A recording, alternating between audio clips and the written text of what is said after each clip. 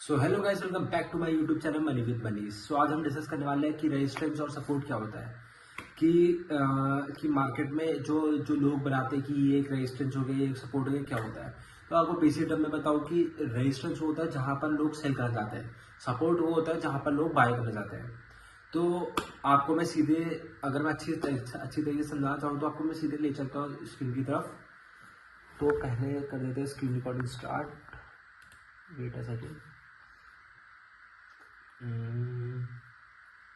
Start हो जाए। हाँ, तो फिर देखो मेरा कहाँ गया बस। तो मान लो आपको खरीदे एयर जॉर्डन, ठीक है। वो है 10,000 के, 10,000 बक्स के। तो मान लो 10,000 बक्स के हैं वो। मान लो कि सेल्स के टाइम, मतलब मान लो कि न्यू ईयर की सेल आई, तो ये इसका प्राइस ड्रॉप होकर 8,000 आया डिस्काउंटेड में।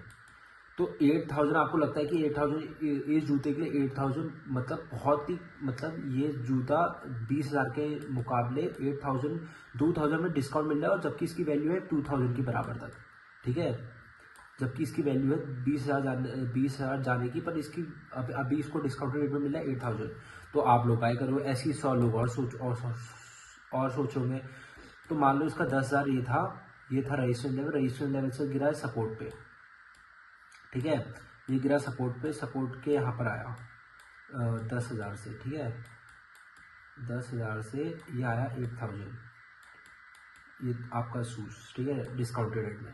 फिर यहाँ पर लोगों ने हैवी बाय करा, क्योंकि उनको लग रहा था कि ये बहुत ज़्यादा डिस्काउंटेड रेट में है। फिर यहाँ से ऊपर गया, अब ऊपर गया तो 10,000 को भी क्रॉस कर गया, 10,000 क्रॉस कर गया तो 12,000 में आ गया है। तो ये 10,000 वालों ने क्या सोचा, अरे ये तो मैं तो इनको 10,000 में खरीदा, 12,000 का हो गया। तो इनने यहाँ पर जब ये 10,000 के प्राइस पॉइंट पाए, तब इनने यहाँ पर 10,000 के प्राइस पॉइंट में खरीदा। जिन्हें 8,000 में नहीं खरीदा था उन्हें 10,000 में खरीदा। फिर 10,000 से फिर ये गया ऊपर, ये गया फिर अपने 20,000 के लेवल को टच किया। तो ये हो गया हमारा रेजिस्टेंस 1, ये हो गया हमारा रेजिस्टेंस 2, ठीक है। ये मान लेते हैं ऐसे, ठीक है। ये 10 हो गया, 10 लिख रहा हूँ, उसको 10 किया, 10,000, इसको 8,000, ठीक है। तो ये अपने 10,000 वाले लेवल को तोड़ा। तो फिर 10,000 वालों ने भी बाई करा, 8,000 वालों ने तो यहाँ से बाई करा ही था। तो यहाँ से बाई करा, रुको, हाँ यहाँ से बाई करा इसने। तो अब ये क्या करा इसने, यहाँ पर जब ये लेवल 20,000 की तरफ आया, यहाँ पर 20,000 का, तो लोगों को लगा हाँ अभी बहुत ओवर प्राइस हो चुका है, तो इसकी डिमांड हो गई कम। क्योंकि सप्लाई इतनी, इस टाइम पे सप्लाई इतनी ज़्यादा हुई थी, यहाँ पर इस टाइम पे सप्लाई थी, यहाँ पर इतने लोगों ने 100 200 300 400 लोगों ने खरीदा था, तो सप्लाई इतनी ज़्यादा हो गई थी, मैन्युफैक्चरर ने सप्लाई भी बढ़ा दी थी। तो यहाँ पर इस पॉइंट पे सप्लाई इतनी ज़्यादा हो गई, तो यहाँ तक डिमांड ही नहीं थी। तो फिर डिमांड नहीं थी, अगर डिमांड नहीं आएगा तो लोग खरीदेंगे नहीं, और सप्लाई जाते ही जाता होगा। तो इसको फिर 20,000 यहाँ पर, जब ये रेजिस्टेंस 1 हो गया, रेजिस्टेंस 2 ये हो गया, ये रेजिस्टेंस 1 रेजिस्टेंस 2। तो यहाँ सप्लाई ज़्यादा हो गई, डिमांड कम हो गया, तो ये प्राइस पॉइंट फिर यहाँ पर आया 15,000 से फिर थोड़ा सा बाउंस बैक करा, फिर नीचे आया, फिर यहाँ पर 10,000 के लेवल को टच करा, क्योंकि सप्लाई ज़्यादा हो गई थी और डिमांड कम हो गई थी। तो सेम कॉन्सेप्ट, जैसे इस कॉन्सेप्ट में मैंने आपको रियल मार्केट का ऐसा कॉन्सेप्ट इसमें समझाया, वैसे ही यहाँ पर स्टॉक मार्केट में भी काम करता है। जैसे देखो ये वाला पैटर्न भी देखो यहाँ पर भी बना है। तो देखो जैसे कि मान लो ये सपोर्ट हो गया, ये रेजिस्टेंस हो गया, ठीक है। रेजिस्टेंस और ज़्यादा ऊपर हो गया, इसको नीचे लाते हैं, मान लो ये हो गया, ठीक है। तो आप जैसे कि देख रहे हो कि पहले यहाँ पर लोगों ने बाय करा, लोगों ने यहाँ पर सोचा ये तो बहुत डिस्काउंटेड रेट में मिल रहा है, लोगों ने यहाँ से बाय करा, तो यहाँ से बाय करा। ये लोग लेके गए, यहाँ सप्लाई जोन था, तो यहाँ पर लोगों ने लेके गए यहाँ तक, यहाँ पर लेके गए। फिर लोगों ने सोचा कि ये आया अपने रेजिस्टेंस, ये पहले जो यहाँ पर ज़्यादा यहाँ पर सप्लाई थी और डिमांड कम था, तो ये वापस ये वाले लेवल पे आया। फिर ये वाले लेवल से सीधे थोड़ा नीचे बाउंस बैक मारा। बाउंस बैक इसलिए मारा क्योंकि लोगों को लग रहा था कि ये अपने ये डिमांड जोन में, डिमांड जोन में आ गया है, और यहाँ पर डिमांड कम होगी और सप्लाई ज़्यादा होगी। तो लोगों ने यहाँ से सेल कर दिया अपनी, यहाँ पर जिन लोगों ने यहाँ पर बेचा होगा तो उन्हें यहाँ पर प्रॉफिट बुक कर दिया। तो प्रॉफिट बुक करा तो प्रॉफिट यहाँ पर नीचे आया। पर जो जो बड़े इन्वेस्टर होंगे उनने सोचा होगा इनकी लॉन्ग टर्म जर्नी है, तो अभी बहुत इंडियन मार्केट बहुत वो है, ज़्यादा ओवर प्राइस नहीं है और बहुत डिस्काउंटेड रेट में मिल रहा है, तो लोगों ने यहाँ से बाय करा। और यहाँ से बाय करते करते करते करते रजिस्टर 1 को भी तोड़ दिया इसने, रजिस्टर 1, फिर रजिस्टर 1 को तोड़ा तो यहाँ पर फिर यहाँ से प्राइस ड्रॉप हुआ, यहाँ से प्राइस ड्रॉप हुआ, फिर यहाँ इसको बोलेंगे रजिस्टेंस 2। जहाँ पर आपको दिखे एक हेल्दी रेड कैंडल के साथ एक अच्छा बाउंस बैक आ रहा है, वो हो गया रेजिस्टेंस। और जहाँ आपको दिखे बाइंग आ रहा है तो हो गया सपोर्ट। ठीक है, ये हो गया सपोर्ट 1, यहाँ पर अच्छा बाय आया, ये सब हो गया सपोर्ट 2। जहाँ भी बाउंस बैक आया, ठीक है, जहाँ भी बाउंस बैक आया वो आपका रेजिस्टेंस, ये हो गया सपोर्ट 3 और ये हो गया रेजिस्टेंस 3। ठीक है, समझ गए आप। ऐसे जहाँ भी एक अच्छा बाउंस और जहाँ से ऐसे पुल बैक आ रहा है ना, तो वो आप मार्क कर दो। जैसे कि ये देखो, इसके प्रीवियस यहाँ पर भी, यहाँ से भी सपोर्ट आया था, यहाँ से भी सपोर्ट, तो यहाँ पर लोग डिस्काउंटेड रेट में लेना चाहते हैं, तो फिर यहाँ से फिर से पुल बैक मारा, फिर ये हो गया रेजिस्टेंस, ये वाला रेजिस्टेंस, इस रेजिस्टेंस को उसने तोड़ा, फिर ये दूसरे रेजिस्टेंस पे आया, दूसरे रेजिस्टेंस से फिर इसने बाउंस बैक मारा, फिर यहाँ पर फिर हमारा दूसरा सपोर्ट बना, resistance 1, resistance 2, R1, R2, support 1, support 2। जहाँ से भी बाउंस बैक करेगा वो हो गया आपका रेजिस्टेंस। जहाँ से भी सप्लाई करेगा, जहाँ पर सप्लाई ज़्यादा होगी, जहाँ से बाउंस बैक करेगा वो हो गया सपोर्ट 1, पहला सपोर्ट। फिर दूसरा जहाँ से भी बाउंस बैक करेगा वो होगा सपोर्ट 2।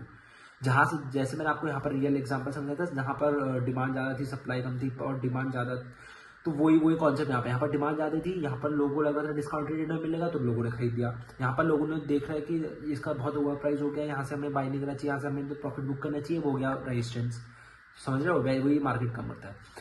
जब ऐसा सिनेरियो आता है ना, ऐसा वाला सिनेरियो, जब यहाँ से रेजिस्टेंस सपोर्ट देखो कुछ काम नहीं कर रहा है, यहाँ से रेजिस्टेंस सपोर्ट ना सपोर्ट काम करा, ना जहाँ पर सपोर्ट बिल्कुल भी काम नहीं करता, जब मार्केट एक ही फ्लो में गिर जाता है सीधे, तो उसे आप अनप्रिडिक्टेबल है वो, मतलब मान लो कि या तो कुछ हो रहा है ऐसा मतलब दुनिया में कि जहाँ पर इकोनॉमी क्राइसिस हो सकता है, क्योंकि ये देखो, ये जो है कोविड का टाइम है जो इतना गंदा फॉल है, जहाँ पर कोई सपोर्ट काम नहीं करता। नहीं तो हर बारी कोई सपोर्ट में, जैसे मान लो ये सपोर्ट है और ये रेजिस्टेंस है, हर बारी वो सपोर्ट को रिस्पेक्ट करेगा ऐसे, और फिर अगर सपोर्ट उसको तोड़ना होगा एक बाउंस बैक करके फिर तोड़ेगा, ना कि ऐसे सीधे तोड़ देगा जैसे इसमें फिर एक साइड है। ये तभी होता है जब कोई इकोनॉमिक क्राइसिस आता है या कुछ ऐसे होता है, पर ऐसे में इकोनॉमी मतलब मार्केट अच्छा बाउंस भी करती है। जैसे इसमें देखो, इसमें कितना अच्छा बाउंस करा, यहाँ से कंटिन्यूस फॉल करा इसने, कौन से फैब, मार्च, फिर उसके बाद फैब, मार्च, अप्रैल, ठीक है, फैब, मार्च, अप्रैल, 3 महीने इस कंटिन्यूस फॉल करा। फिर उसके बाद मई, जून, जुलाई, फिर उसके बाद फिर मार्केट पूरा एक साल तक हाई हाइस में ही रही। तो यही होता है, जैसे जब हाई हाइस में होगी तो हमेशा मार्केट ऐसे ऐसे ऐसे मूव करेगी, ऐसे ऐसे हमेशा एक पुल बैक के साथ, ऐसे जैसे इसमें मूव कर रही है। देखो मैं दिखाता हूँ, ये देखो ऐसे ऐसे, ये हर एक पुल बैक के साथ ऐसे, फिर यहाँ पर पुल बैक, फिर यहाँ पर पुल बैक, फिर यहाँ पर ऐसे ऐसे। जहाँ मार्केट ऐसे ऐसे साइडवेज होने लगी, ऐसे मान लेना, देखो यहाँ पर जैसे ऐसे साइडवेज होने लगी, तो ये रेजिस्टेंस 1 हो गया, रेजिस्टेंस 2, जहाँ से नीचे हर बार वो रिस्पेक्ट कर रहा है, वो हो गया रेजिस्टेंस 1। अगर इस मार्केट को तोड़ देगी तो उसका मतलब फिर वो एक और हाई लगा के फिर साइडवेज होगी, ये मान लेना हमेशा, अगर ऐसा हुआ तो जैसे आपने इसमें देखा कि ये देखो, ये भी ऐसे ही हो रहा है, साइडवेज हुआ, फिर इसने ये अपने रेजिस्टेंस को तोड़ा यहाँ पर, ये फिर इसने, अरे यार, फिर इसने यहाँ पर अपने रेजिस्टेंस को तोड़ा, फिर अपना हाई लगाया, फिर एक और नया हाई लगा। ये देखो, ये अब मार्केट थोड़ा करेक्ट हो रही है, ये नेचर है मार्केट का। अब ये देखो, इसमें यहाँ पर सपोर्ट है, यहाँ से हमेशा एक बाउंस बैक लेगा। देखो गिर भी रहा है तो मार्केट ऐसे गिर रहा है, देखो सपोर्ट फिर पुल बैक, सपोर्ट रेजिस्टेंस फिर pull back, resistance pull back, ऐसे। समझ रहे हो, हमेशा मार्केट ऐसे नहीं गिरता है, हमेशा मार्केट ऐसे ऐसे गिरेगा, ऐसे ऐसे नीचे, ऐसे जाएगा भी, ऐसे ऐसे ऊपर, हमेशा ऐसे एक फ्लो में नहीं चल जाएगा। तो ये था।